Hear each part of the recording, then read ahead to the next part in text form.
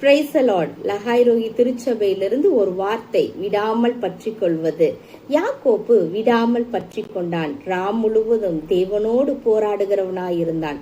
எதற்காக? தன்னுடைய ஆசீர்வாதங்களை பாதுகாப்பதற்காக. பிரிந்திருந்த உறவுகள், கைமீறி போன உறவுகளை புதுப்பித்துக் கொள்ளும்படியாக, ஆமென், தன்னையே மாற்றிக்கொள்ளும்படியாக தேவனோடு அவன் போராடுகிறவனாய், தேவனை விட்டு விலகாதவனாய் இருக்கிறான். இரவு முழுவதும் போராடுகிற அவனை, ஆமென், ஆதியாகமம் 32வது அதிகாரம் 26ஆம் வசனம் சொல்லுகிறது, நீர் என்னை ஆசீர்வதித்தால் ஒழிய உம்மை போக விடேன் என்று சொல்லி உறுதியாய் பற்றி கொள்ளுகிறான். விடாமல் பற்றி கொள்ளுகிறான். என்ன ஆசீர்வாதத்தை சுகந்தரித்தான் தெரியுமா?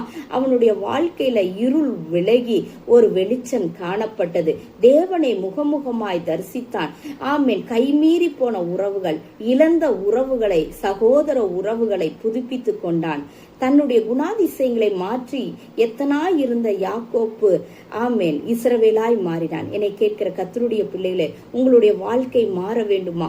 உங்களுடைய இழந்த உறவுகள், உங்களுடைய கைமீறி போன உறவுகள் உங்களுக்கு திரும்ப கிடைக்க வேண்டுமா? நீங்கள் செய்ய வேண்டிய ஒரே காரியம், விடாமல் பற்றி கொள்ளுங்கள்.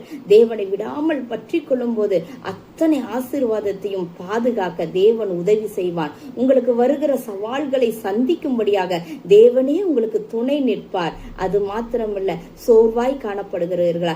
பிரிவு நிமித்தமாக உங்களுடைய வாழ்க்கையில ஒரு பெரிய சோர்வு காணப்படுகிறதா? அந்த பிரிவுகளை எல்லாம் மாற்றி தேவன் சமாதானத்தை கட்டளையிடுவாராக. விடாமல் பற்றி கொள்ளுங்கள், சமாதானத்தை பெறுங்கள்.